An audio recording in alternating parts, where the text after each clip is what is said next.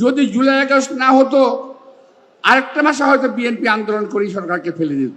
যাদের কয়েকদিন আগে মাত্র মুসলমানি করা হয়েছে, আমার বক্তব্য না, সোশ্যাল মিডিয়ার বক্তব্য, তারা কথা বলেন আমাদের নেতা তারেক রহমান সম্পর্কে। আমি আসার সময় সোশ্যাল মিডিয়ায় দেখছিলাম যে বিএনপিকে এবং আমাদের নেতা তারেক রহমানকে উদ্দেশ্য করে বলছে, হাসিনা গেছে যেই পথে তারেক যাবে সেই পথে।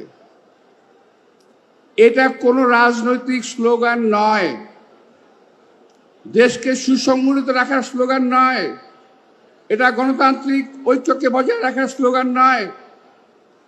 আমরা এবং আমাদের নেতা সব সময় এই সরকারের প্রতি সহযোগিতার হাত বাড়িয়ে দিয়েছে, বারবার বলেছে সহযোগিতার কথা। অনেক দিক খাটো করে হলো, অনেক ছাড় দিয়ে হলো, আজকের জুলাই সনদ সহ বহু কিছুতে বিএনপি ছাড় দিয়েছে।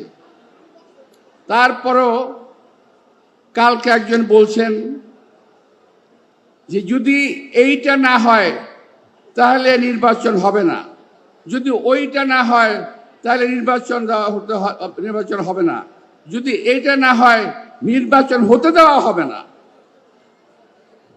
এক ফ্যাসিবাদকে তাড়িয়ে আরেক ফ্যাসিবাদকে আনবো না। আমরা তো তাই বলছি, এক ফ্যাসিবাদকে তাড়িয়ে আরেক ফ্যাসিবাদ আমরাও আনতে চাই না, আমরাও প্রতিরোধ করব।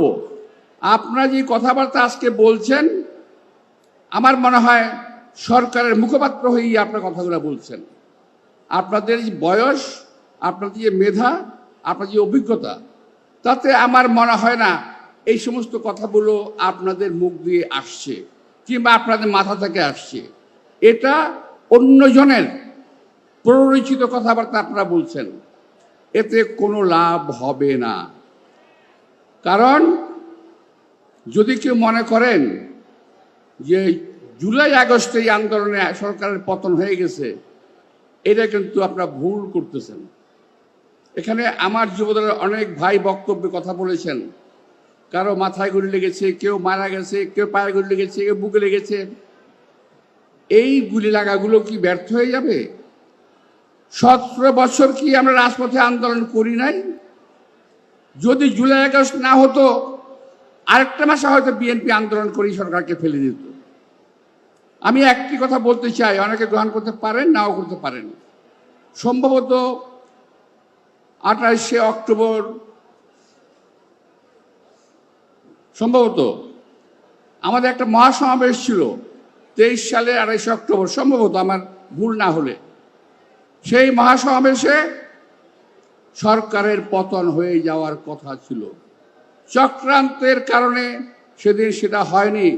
সেই দিন যে জনসমাবেশ হয়েছিল, ওই সমাবেশ থেকে যদি ঘোষণা দেওয়া সম্ভব হতো তাহলে এই সরকার থাকে না।